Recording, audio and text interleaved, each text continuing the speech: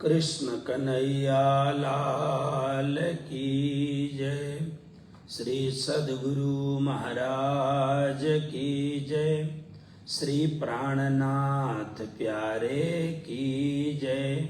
स्वामी श्री लालदास जी महाराज की जय। श्री परमहंस महाराज की जय। श्री भद्रावतीपुरी धाम की जय। सर्व सुंदर साथ की जय।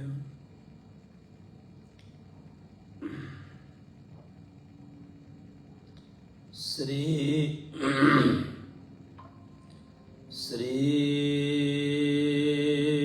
परमात्मने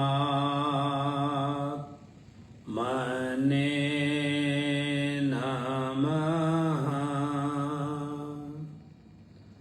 श्री राधा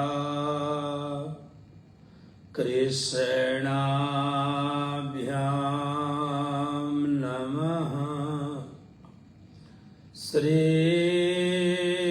सद्गुरु चरण कमलेभ्यो नमः। बंसी विभूषित करान नवनीरदाभा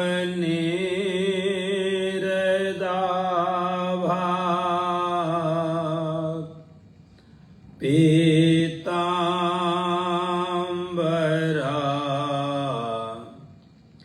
दरुणबिंब फलाधरोष्टा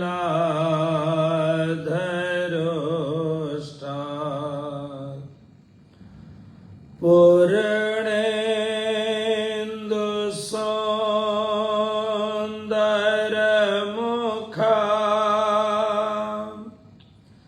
दरविंद नेत्रा कृष्णात् परं किमपि तत्त्वमहं न जाने। बंदो सतगुरु चरण को करूं धनि प्रेम प्रणाम। अशुभ हरन मंगल करन श्रीदेव चंद्र जी नाम। श्री प्राणनाथ निज मूल पते श्री मेहराज सुनाम। तेज कुंवरी श्यामा जुगल को पल पल करूं प्रणाम। सतगुरु परमहंस हैं साथ सुंदर धाम। आशीष अपनों दीजियो होवे पूर्ण काम। आशीष अपनों दीजियो होवे पूर्ण काम। कृष्ण कन्हैया लाल की जय।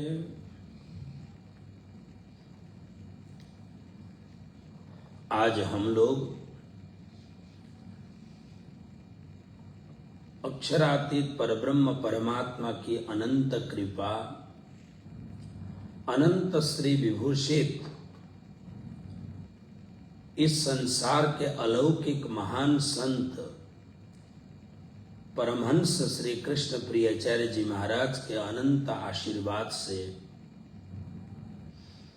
इस बार परमहंस पीठ श्री भद्रावतीपुरी धाम के आशीर्वाद के सहित, किंतु इस बार भारत में नहीं, नेपाल में नहीं, किंतु अमेरिका के पावन धरती पर, अमेरिका में श्री कृष्ण प्रणामी धर्म का सार्वजनिक रूप से जो सबसे पहला मंदिर बना, श्री कृष्ण प्रणामी मंदिर ह्यूस्टन, उसी मंदिर में बैठ करके इस बार बीतक की चर्चा होगी।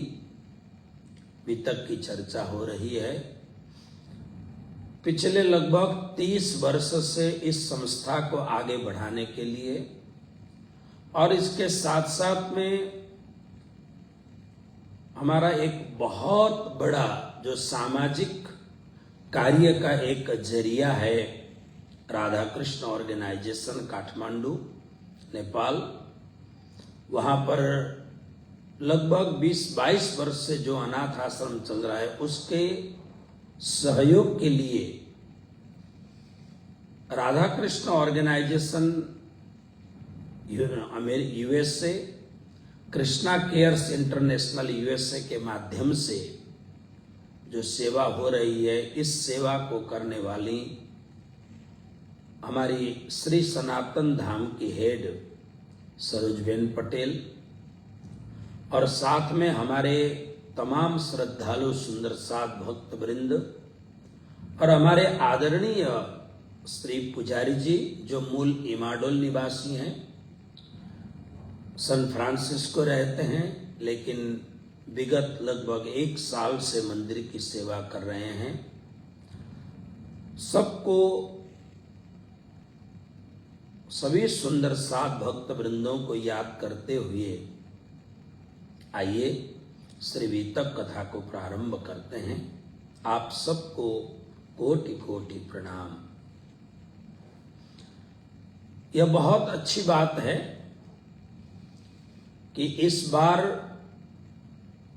अमेरिका की दिव्य धरा पर, मैं दिव्य धरा इसलिए कह रहा हूं, आज अमेरिका ऐसा हो गया है, सभी संप्रदायों के जो जगतगुरु हैं, आचार्य हैं और जितने भी बड़े बड़े महापुरुष हैं, वो जरूर अमेरिका आते हैं।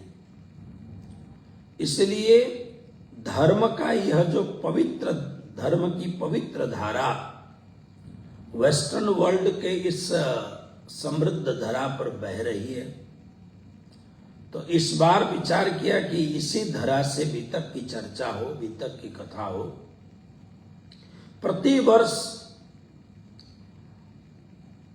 बीतक की कथा होती है। मैं पुनः आपको बताऊं कि ये जो श्रावण महीना यानी गुरु पूर्णिमा, आषाढ़ी जो पूनम है, उसको गुरु पूर्णिमा या व्यास पूजा कहते हैं। गुरु पूर्णिमा के बाद में प्रतिपदा और द्वितीया को छोड़ करके तृतीया और चतुर्थी को स्वामी श्री प्राणनाथ जी महाराज के धाम गमन का उत्सव, धाम गमन का जो एक विरहजन्य एक उत्सव है, उसको मना करके फिर पंचमी की तिथि यानी आज की तिथि पर सभी मंदिरों में प्रातः काल चर्चा होती है। फिर उसके हिसाब से अपने अपने ढंग से चर्चा होती है, लेकिन यहाँ के हिसाब से इस समय ये जो सेंट्रल जोन है, यहाँ पर 8:10 गए हैं। तो आइए, ये बीतक की चर्चा 1 महीने तक चलेगी और इस बार संजोग बहुत बढ़िया है, बीच में कुछ गाना भी नहीं होगा, बजाना भी नहीं होगा, केवल श्री बीतक साहिब की चर्चा होगी, यानी अक्षरातीत परब्रह्म परमात्मा की वह दिव्य चर्चा जिसे श्री कृष्ण प्रणामी धर्म में खेल में आने का महाकारण कहा जाता है। और उसके बाद में थोड़ी सी व्रज की चर्चा और रास की चर्चा, और उसके बाद में फिर जागनी ब्रह्मांड की जो लीला है वो प्रारंभ होगी। जागनी ब्रह्मांड की चर्चा प्रारंभ होगी। श्रावण महीने में ही क्यों? क्योंकि हमारे धर्म शास्त्रों में श्रावण महीना का बहुत बड़ा महत्व है। लगभग इस महीने में मांगलिक कार्य कम होते हैं, तो धार्मिक कार्य के लिए ये फुर्सत का समय है। आप देखिए, सनातन धर्म से लगते हुए संसार के जहां जहां देखेंगे श्रावण महीने में खूब कार्यक्रम होते हैं। कहीं भागवत की कथा हो रही है, कहीं अन्य पुराणों की चर्चा हो रही है, और कहीं वेदांत का प्रतिपाद्य विषय प्रतिपादन किया जा रहा है और कुछ।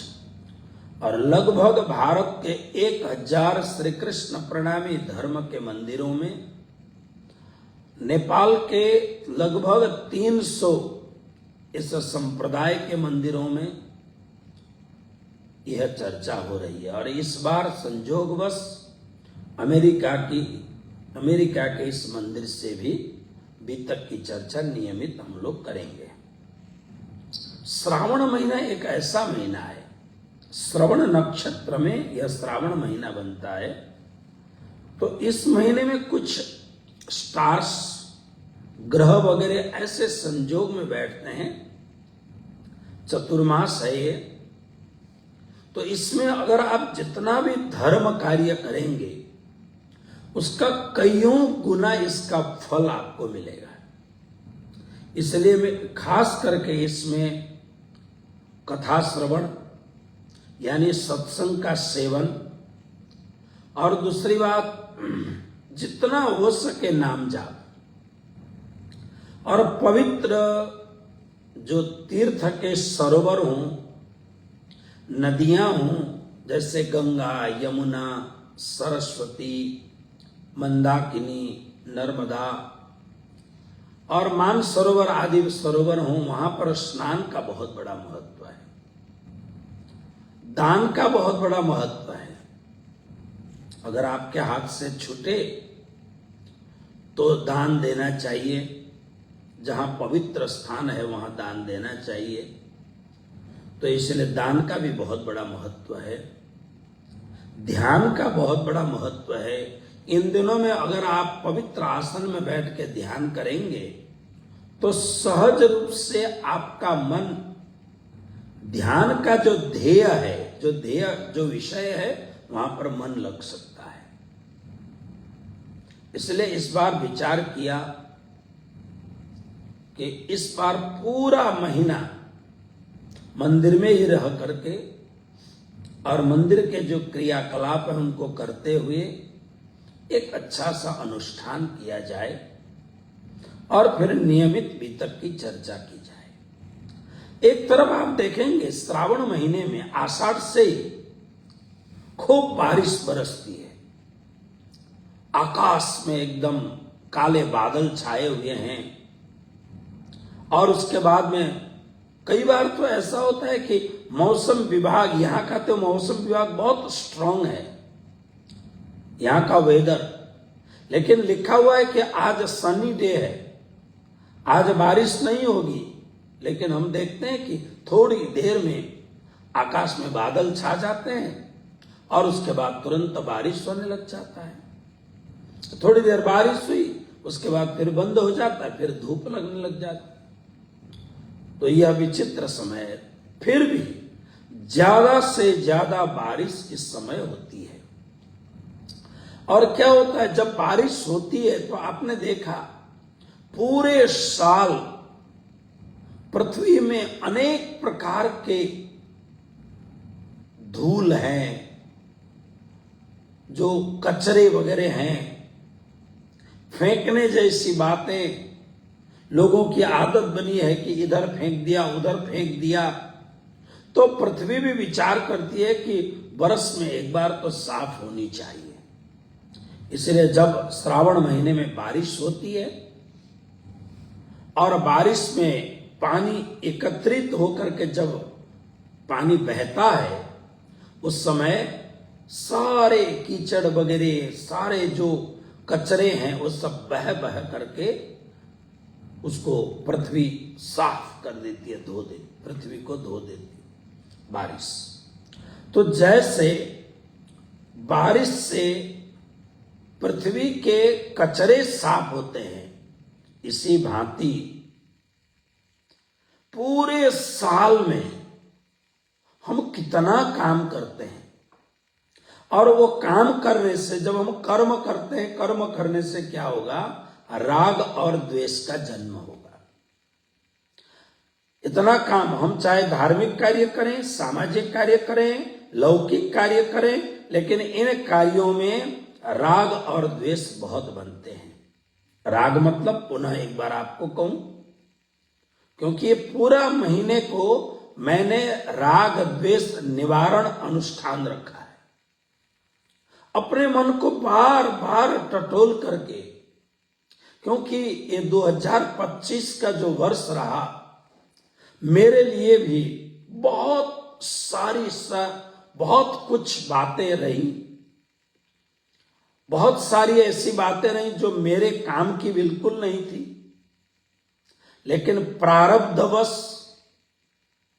या कुछ भी अनुबंध के कारण मुझे उसमें घुसना पड़ा।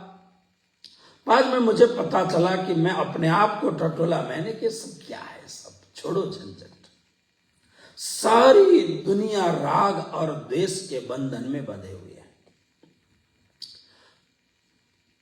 मैं देखता हूं ये जो 2025 में कुछ लोग कहते हैं ना कि एक जरा सी बात पर वर्षों के याराने गए, लो चलो अच्छा हुआ कुछ लोग पहचाने गए। कोई बात नहीं है, अगर उस बात की तह में पहुंचे तो कोई बात नहीं है, लेकिन बात ही बात में बतंगड़ हो जाती है, फिर लोगों में राग द्वेष बढ़ जाता है। उसमें हम भी शामिल हो गए, क्योंकि हम भी पांच भौतिक शरीरधारी हैं, तो विचार क्या नहीं, ये सब गड़बड़ है। तो इस बार का जो अनुष्ठान का मूल हेतु कुछ भी प्राप्ति करना नहीं है, अपने मानस में रहने वाले काषाय को, विकार को, जो राग और द्वेष के माध्यम से पूरी तरह से अंतरंग जगत में जमा हुआ है, उसको इस अनुष्ठान के द्वारा फेंकने की तैयारी करनी है। कुछ किए बगैर कुछ नहीं होगा, करना तो पड़ेगा।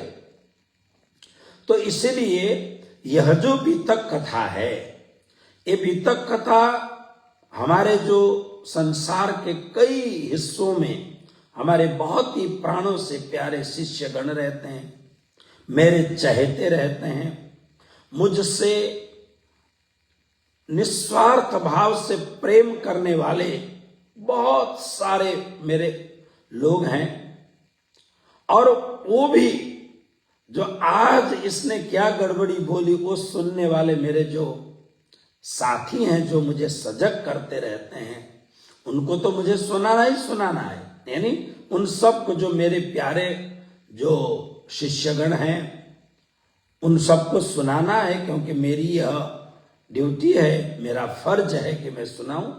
लेकिन सबसे ज्यादा रामचरितमानस में बाबा तुलसीदास को पूछा गया, बाबा जी ये बिल्कुल गांव की भाषा में रामायण क्यों लिख रहे हो, रामचरितमानस क्यों लिख रहे हो?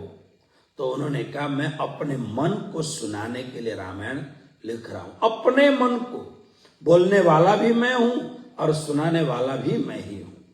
तो इस बार की बीतक कथा में बोलने वाला भी मैं हूं और सुनने वाला भी मैं हूं। मैं अपने आप भी सुनूंगा कि भाई मैं लोगों को तो सुनाता हूं, लेकिन इसका प्रभाव मेरे जीवन में कितना रंग छोड़ रहा है।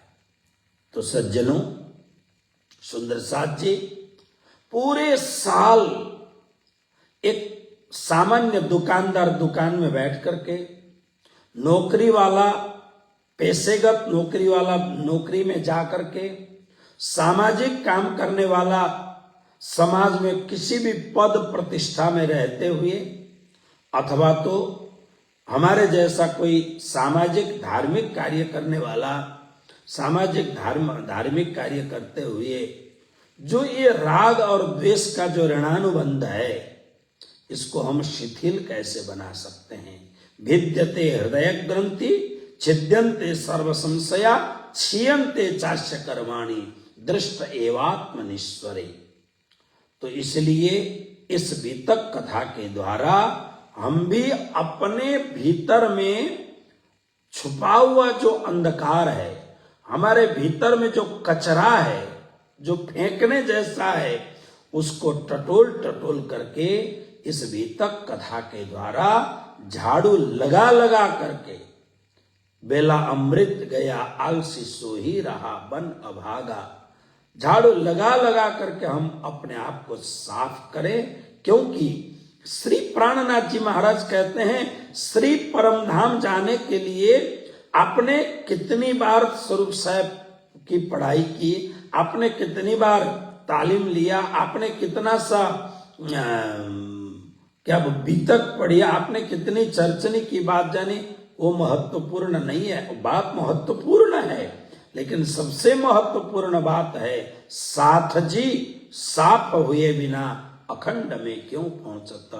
अखंड परम धाम में देखिए, जानकारी यानी इंफॉर्मेशन और उसका फीलिंग, उसका जो अनुभव, जानकारी होनी अलग बात है, लेकिन उसका अनुभव होकर के हमारे हृदय को, हमारे मन को, हमारी प्रज्ञा को एकदम विचलित करे। विचली बुद्ध मन चित्त मनवा ताए शब्द सिरामुख क्यों आवे, रस मगन भई सो क्या गावे।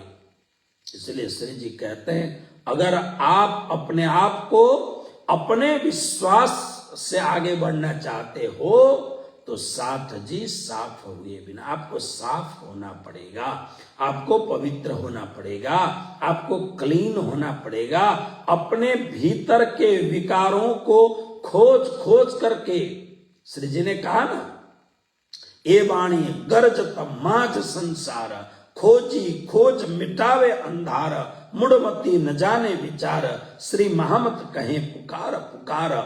अपने भीतर के अज्ञान के गहन अंधकार को ढूंढ ढूंढ करके निकालना है, अपने विकारों को हटाना है। इसलिए इस श्रावण महीने में 1 महीने तक का ये जो बीतक का अनुष्ठान है, ये बहुत ही दिव्य और भव्य अनुष्ठान है। परमहंस महाराज श्री, जो परमहंस पीठ श्री भद्रावतीपुरी धाम में विराजमान हैं, वो कृपा करें, निर्विघ्न रूप से 1 महीने का अनुष्ठान पूर्ण हो उनके आशीर्वाद से। इसलिए इस श्रावण महीने में यह जो हम काम कर रहे हैं, अपने भीतर को क्लीन करने के लिए, पवित्र करने के लिए यह कार्य हम लोग कर रहे हैं।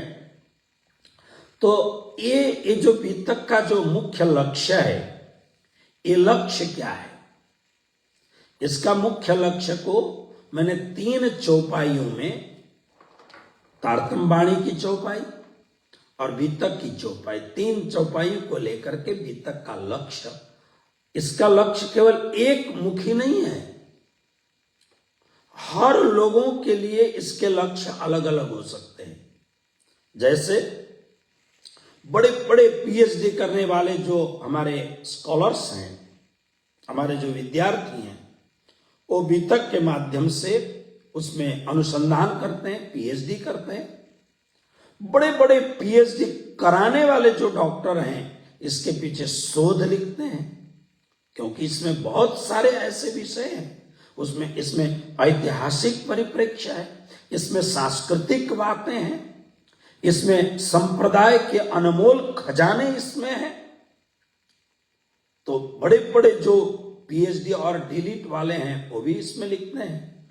और एक बहुत ही नादान, कुछ भी न जानने वाला, केवल अपने पिया से प्रेम करने वाला, अपने धाम धनी से अपनी आंसुओं के साथ उनके चरण धोने वाला एक अकिंचन जो कुछ नहीं जानता है, ऐसा भक्त अपने पिया की मधुर वाणी को श्रवण करना चाहता है।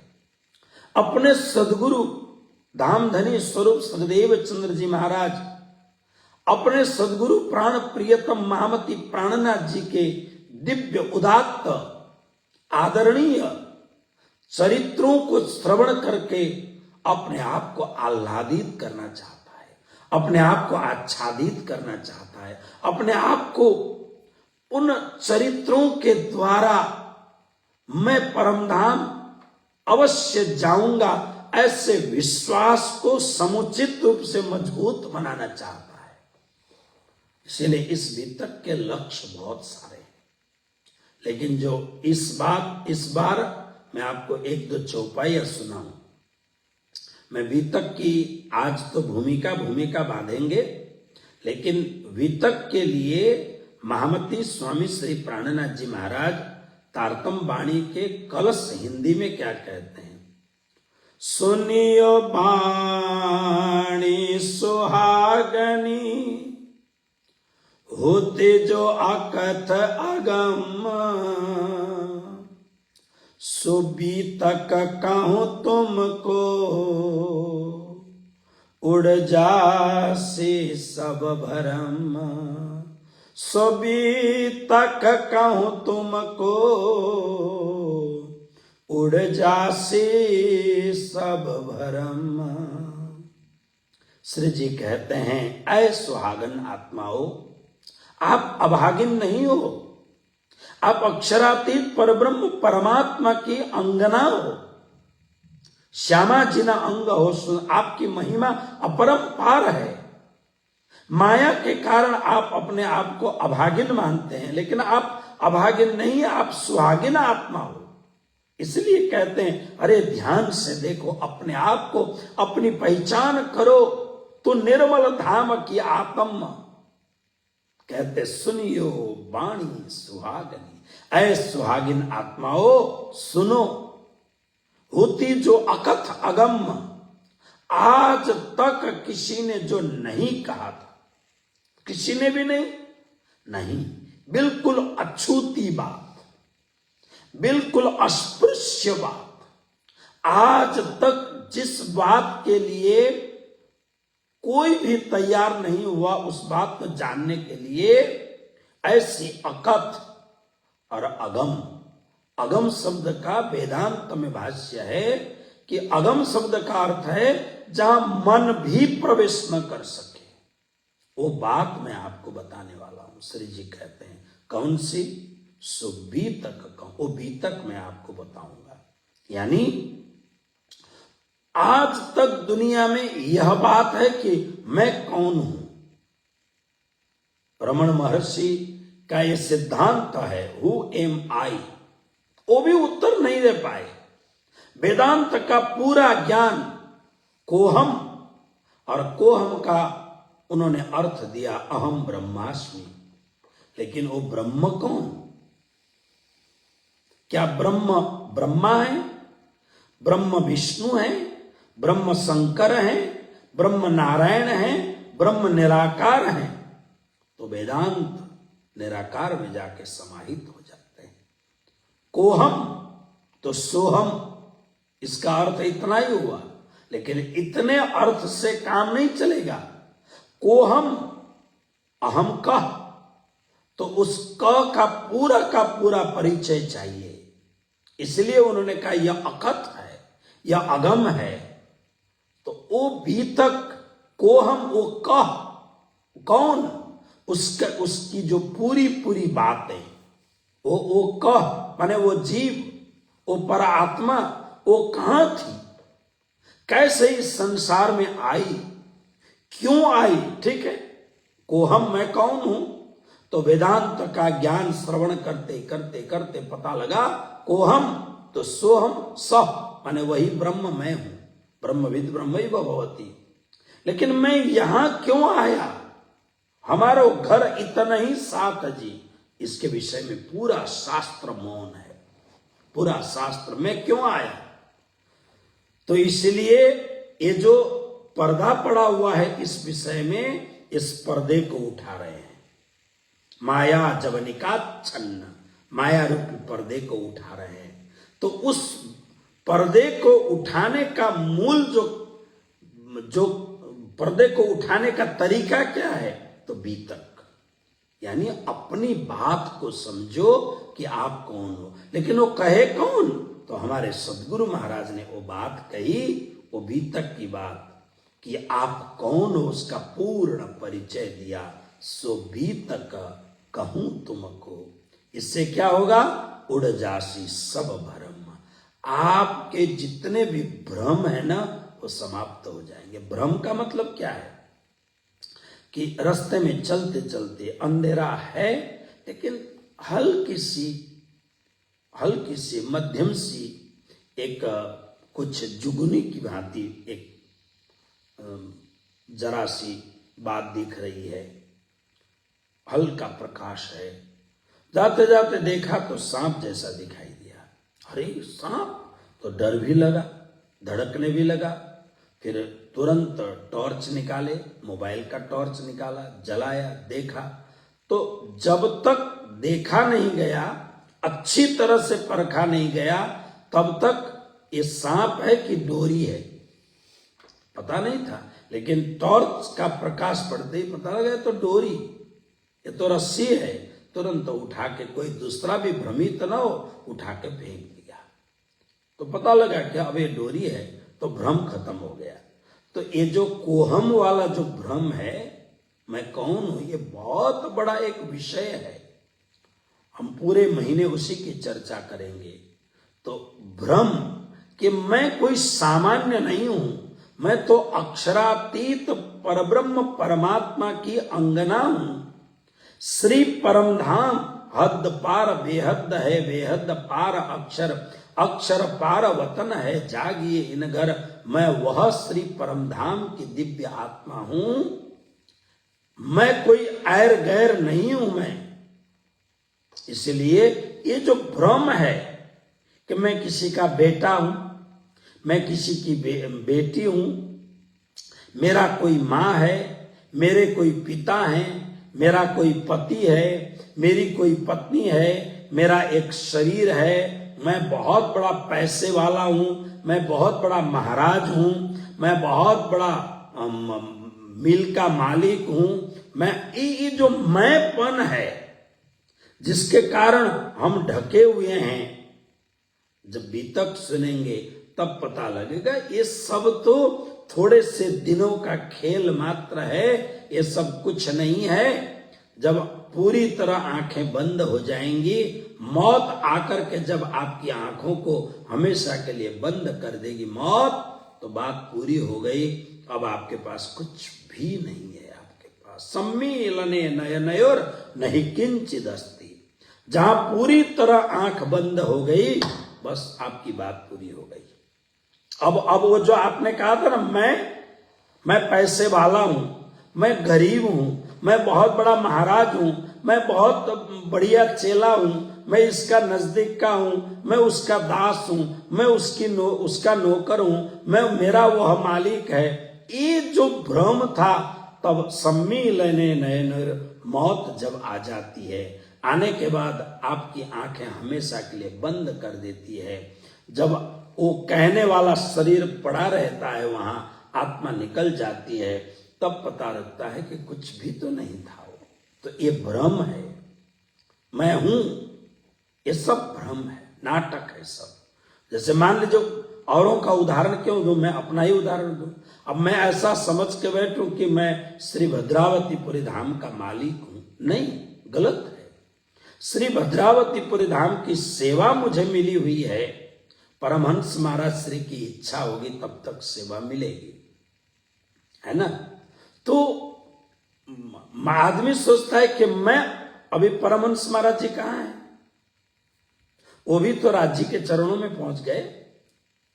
हम भी पहुंचेंगे, आने वाले भी पहुंचेंगे, लेकिन तकलीफ क्या है, जब तक हमारे पास ठाती के रूप में, न्यासी के रूप में हमारे पास पड़ा हुआ है, तब तक हम सोचते हैं कि हम ही इसके मालिक हैं। ये भ्रम है। भ्रम टूट गया और जब हमको पता लगा कि हम तो निर्मल धाम की आत्मा, कोई भी विकार आपको छू नहीं सके, वो परम धाम की दिव्य आत्मा आप हो, ऐसा अनुभव हो गया, यानी भ्रम टूट गया। उड़ जासी भी तक का एक लक्ष्य ये है। दूसरा लक्ष्य क्या है? कहां पहुंचना है हमें? तो वाणी में किरंतन में प्रकरण 70 में 5वीं चौपाई में श्री जी ने बहुत ही बढ़िया बात कही। हमारा लक्ष्य, संसार में शरीर धारण करके आए हैं, लेकिन हमारा लक्ष्य क्या होना चाहिए, हमारा गोल, हमारा एम क्या होना चाहिए? तो श्री जी कहते क्षर थी तीत अक्षर थया, अने अक्षरातीत कहवाए, आपण ने जाऊं एणे घरे, यहां अटकले केम पहुंचाए। श्री जी कहते हैं कि क्षर यानी ये 14 लोक ब्रह्मांड, 14 लोक के सारे मालिक, उसके ऊपर अनेक प्रकार की विद्याएं, अनंत शक्तियां, और उन सब के ऊपर मालिक बनकर के बैठे हुए भगवान नारायण जो क्षर ब्रह्म हैं, ये आपका लक्ष्य नहीं है। क्षर थी तित, उससे आगे अक्षर थया, उससे आगे अक्षर ब्रह्म जो चतुष्पाद विभूति अव्याकृत सबली केवल सत्स्वरूप के रूप में विराजमान है, वह अक्षर, उस अक्षर से भी अक्षरातीत कहवाए, अक्षर से भी परे, जो अक्षरातीत जिसको कहते हैं, जिससे भगवत गीता के 15वें अध्याय के 17वें श्लोक में कहा, उत्तम पुरुष स्तन्य परमात्मेति धारिता यो लोकत्रयमाविश्य विवर्त वे ईश्वर, वो अक्षरातीत कहवाए। आपने जाऊं एणे घरे, भी तक का सिद्धांत क्या, लक्ष्य क्या है? इस घर में अपने को पहुंचना है। हमने क्षर के अनेक लोगों को अपना घर माना, और उन लोक में रहने वाले तत्त जो ईश्वर भगवान है, उनको अपना इष्टदेव माना। इसलिए तो छत्रसाल ने कहा, त्रिगुण फांस के फंद परे थे सो फंदा निर्वाले।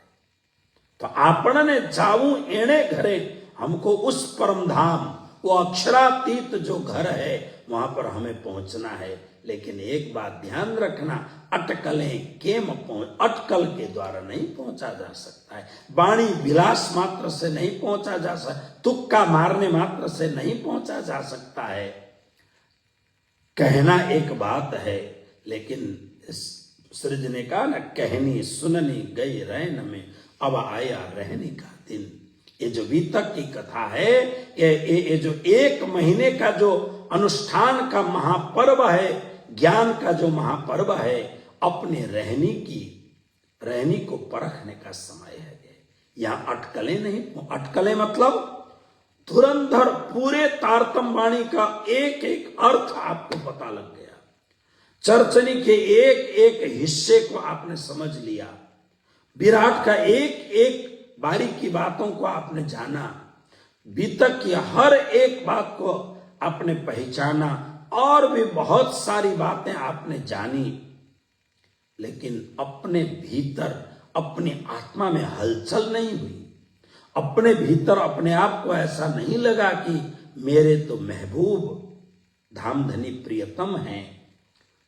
तो ये अटकल मात्र है। ये मुझे विश्वास होना चाहिए, मुझे प्रतीति होना चाहिए कि श्री परमधाम मूल मिलावा में विराजमान अक्षरातीत धामधनी वो मेरे प्राण के मालिक हैं। तुम्हारे हैं कि नहीं वो तुम जानो, लेकिन मेरे प्राणों के मालिक हैं, मेरे प्राणनाथ हैं, मेरे आत्मा के मालिक हैं। ये भाव, ये अंदर से पूर्ण विश्वास, ये अंदर से ये जो हलचल जब तक नहीं होगी, तब तक अटकले ही अटकले हैं। और बीतक में एक और बात लक्ष्य के लिए कहते हैं, विरोध सारा विश्व का भागत इन वितक का, सबको पहचान हो वही पहुंचे कदम हक। लालदास जी महाराज जो श्री जी के परम अंतरंग अनुयायी हैं, अपने भीतक में वो कहते हैं विरोध सारा विश्व का विरोध ये है ते है, जिसकी बातें करेंगे आगामी चर्चाओं में। ये सारे विश्व का विरोध खत्म हो जाएगा। भागत इन वितक का, इस वितक को सुनने से सब, जैसे श्री जी ने कहा उड़ जासी सब ब्रह्म, सबको पहचान हो गई। अगर वितक को आपने अच्छी तरह सुना तो आपको पहचान हो जाएगी कि अक्षराते धाम धनी ही मेरे प्राण प्रिय पहचान। और उसके बाद में आपको कोई भी रोक नहीं सकेगा, पहुंचे कदमों हक प्रियतम के चरणों में आपको पहुंचने में कोई रोक ही नहीं सकेगा। ये भी तक का लक्ष्य है हमारा, 1 महीने का ये टारगेट है, पहुंचे कदमों हक।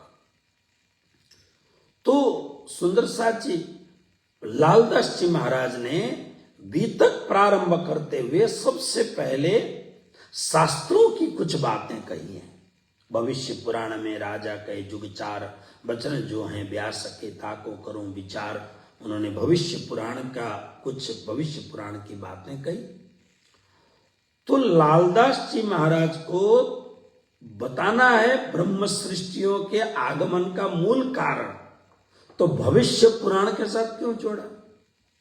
उसके पीछे एक बहुत बड़ा कारण है। मैं आज बहुत सारी जगहों पर बीतक के टीका टिप्पणियों में इधर में देख रहा था, कोई कुछ लिख रहा है कि नहीं लिख रहा है। तो चिंतन में बैठ गया, तो श्री जी की कृपा से चिंतन में उतरा जो बात मैं आप सबको साझा करना चाहूंगा। देखिए, हम सभी श्री कृष्ण प्रणामी धर्म निजानंद संप्रदाय के हम जो अनुयायी हैं, हम सनातन हिंदू धर्म के अनुयायी हैं। संसार में 3 सबसे बड़े धर्म हैं, एक इस्लाम, एक ईसाई और एक हिंदू। हम जब यहां आए हैं तो हम किस विधा में हैं? बहुत सारे ज्ञानी जन, मैं उनको ज्ञानी जन इसलिए कह रहा हूं कि बात समझते नहीं है और बस माइक मिलते ही श्रोता, ताली बजाने वाले श्रोता मिल जाएं तो अनाप शनाप बातें करते हैं। श्री प्राणनाथ जी क्या हिंदू थे, श्री प्राणनाथ जी क्या मुसलमान थे, श्री प्राणनाथ जी फलाने थे क्या? अरे भाई, वो सनातन धर्म के परम अनुयायी थे, सनातन धर्म के परिपोषक थे। वो उन्होंने पूरी यात्रा सनातन धर्म के लिए की है। इसीलिए श्री कृष्ण प्रणामी धर्म निजानंद संप्रदाय, अगर इन विधाओं में अगर हम तात्विक दृष्टि से देखें तो बात सच है। आत्मा कोई इस्लाम का वो ओढ़ के टोपी पहन के नहीं आई हुई है आत्मा, और ईसाई के कोई क्रॉस पहन के आत्मा आई नहीं है, और तुलसी या रुद्राक्ष पहन करके आत्मा आई नहीं है। लेकिन जब आत्मा ने शरीर को ग्रहण किया, ग्रहण करने के बाद देश काल परिस्थिति को देख करके हम किस विधा के हैं, तो हम सनातनी विधा के हैं। तो हमारे जितने भी शास्त्र हैं, वो शास्त्र सनातनी विधा के साथ उनका जोड़ होना चाहिए। इसीलिए अथातो ब्रह्म जिज्ञासा करने से पहले, ब्रह्म जिज्ञासा के पहले माया को जानना जरूरी है। इसलिए हवे पहला मोजलनी कहूं बात श्री जी ने कही।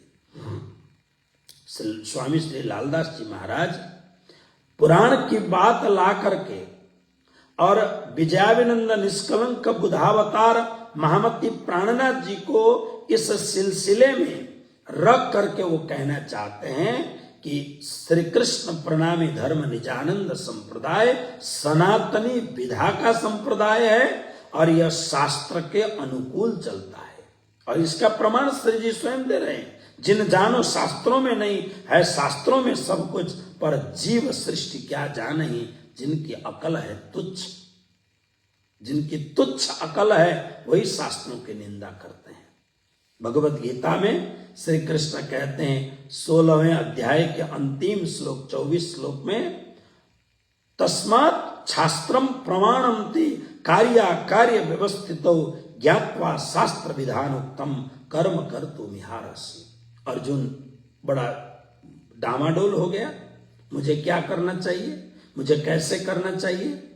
तब भगवान श्री कृष्ण ने कहा कार्य व्यवस्थित हो, कार्य क्या है और अकार्य क्या है, मेरे द्वारा किए जाने वाले कर्म कौन से हैं और मेरे द्वारा निषेध कर्म कौन सा है, मुझे क्या करना चाहिए और क्या नहीं करना चाहिए, इसको कैसे जाने।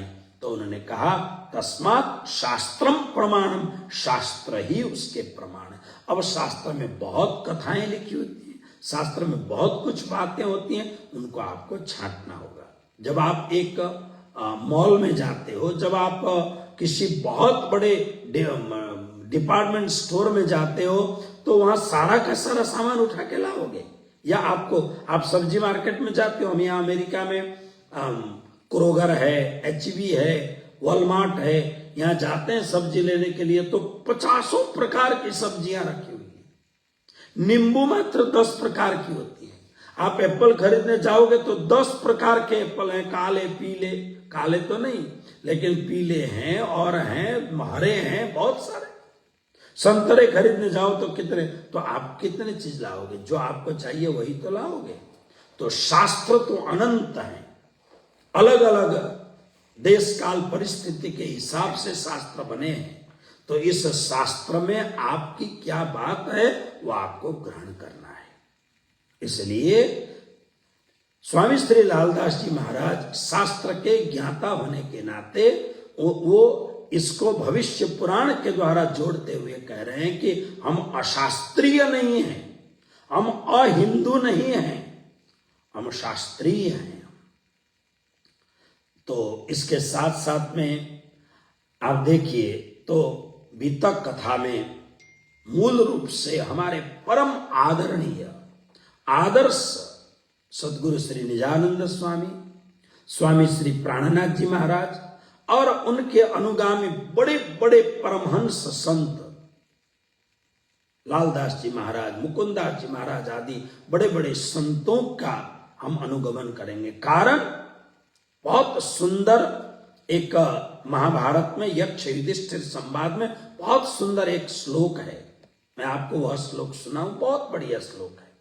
क्या कहते हैं, तर्का प्रतिष्ठा श्रुतयो विभिन्ना नैको ऋषिर्यस्य मतं प्रमाणम धर्मस्य तत्वं निहितं गुहायां महाजनो येन गतः सपन्थः। कहते हैं धर्म के परम तत्व को समझने के लिए कोई विशेष तर्क नहीं है, क्योंकि हम तर्क शास्त्र पढ़ते हैं तो उसमें लिखा यत्र यत्र धूमा तत्र तत्र बन्ही, ऐसे तर्क होते हैं। तर्क के द्वारा अनेक प्रकार के अनुमान आदि प्रमाणों के द्वारा पुष्ट करते करते जाना है।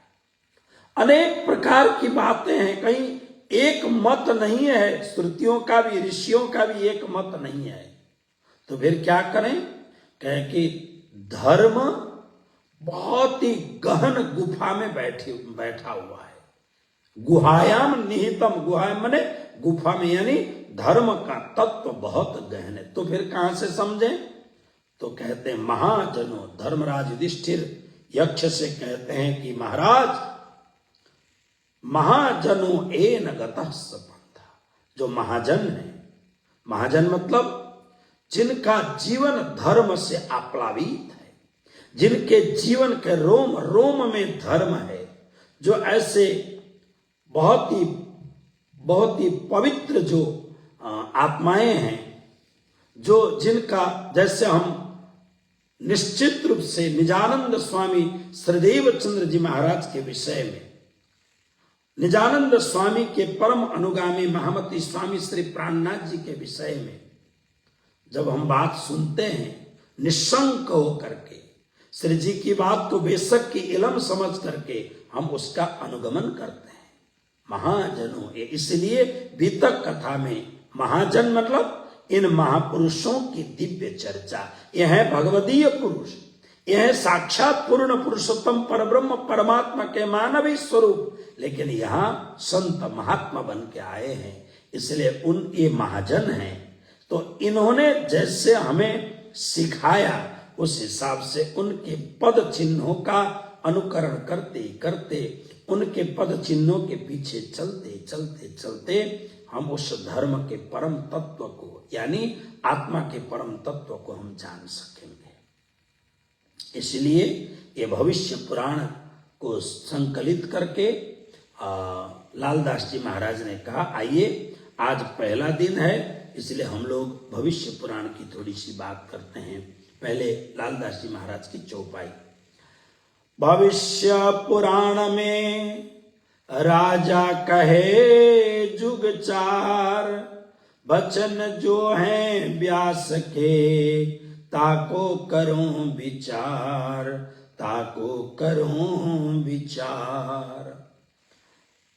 मूल रूप से श्री कृष्ण द्वैपायन व्यास पाराशर व्यास जी ने समस्त शास्त्रों का या तो स्वयं व्याख्या की, स्वयं चर्चा की, अथवा तो उन्होंने संपादन किया। लेकिन मूल रूप से व्यासोच्छिष्टम जगत सर्वम नमोस्तुते व्यास विशाल बुद्धे फुल्लारविंदायत पत्र नेत्रम एनत्वया भारत तैल पूर्ण प्रज्वालितो ज्ञानमय प्रदीप। वो जो व्यास जी हैं, व्यास जी ने भविष्य पुराण लिखा। ये ऐसा अद्भुत पुराण है, आज मैं भविष्य पुराण के विषय में बहुत देख रहा था। भविष्य पुराण इतना, संसार के सारे जो शब्द के जो अनुगामी हैं, जो सरस्वती पुत्र हैं, संसार भर के, चाहे वो पश्चिमी जगत के हों या पूर्वीय जगत के हों, संसार भर के विद्वान आश्चर्यचकित हो गए हैं। हजारों हजारों वर्ष पहले आने वाली हर बात को उन लोगों ने कैसे रख दिया, कैसे जान गए, किस तरीके से जानते हैं, कैसी उनकी प्रतिभा थी। त्रिकाल दृष्टा होते हस्ता मलकवत। तो ये जो भविष्य पुराण है, ये भविष्य पुराण बड़ा बड़ा दिव्य ग्रंथ है। भविष्य पुराण में मूल रूप से लगभग 50,000 श्लोक थे, लेकिन 50,000 श्लोक धीरे धीरे कम होते। कैसे कम हो गए? तो सनातन धर्म के दिव्य ग्रंथों को नष्ट भ्रष्ट करने के लिए 3000 वर्ष तक म्लेच्छों ने आक्रमण किया। उसके बाद में 300 वर्ष लगभग ये जो फिरंगी म्लेच्छ हैं, उन लोगों ने आक्रमण किया। नालंदा जैसे बड़े बड़े विश्वविद्यालय में महीनों महीनों तक आग लगती रहे, ऐसे आग लगाया। तो इन सब के चलते चलते चलते शास्त्र कम होते गए। फिर भी भविष्य पुराण में आज 14,000 श्लोक हैं। पूरे भविष्य पुराण को 4 खंडों में विभाजित किया गया है पर्व के रूप में। ब्रह्म पर्व, मध्यम पर्व, प्रतिसर्ग पर्व और उत्तर पर्व। सब में अलग अलग बातें हैं। कहीं कर्मकांड की बहुत बातें हैं, देवताओं की चर्चा है, कहीं और बहुत सारी चर्चाएं। लेकिन जो प्रतिसर्ग पर्व है, इस प्रतिसर्ग पर्व के तृतीय और चतुर्थ खंड में इस सारी जो लालदास जी महाराज ने जो राजाओं के नाम लिखे हैं, इनसे भी बहुत ज्यादा वहां पर लिखा है।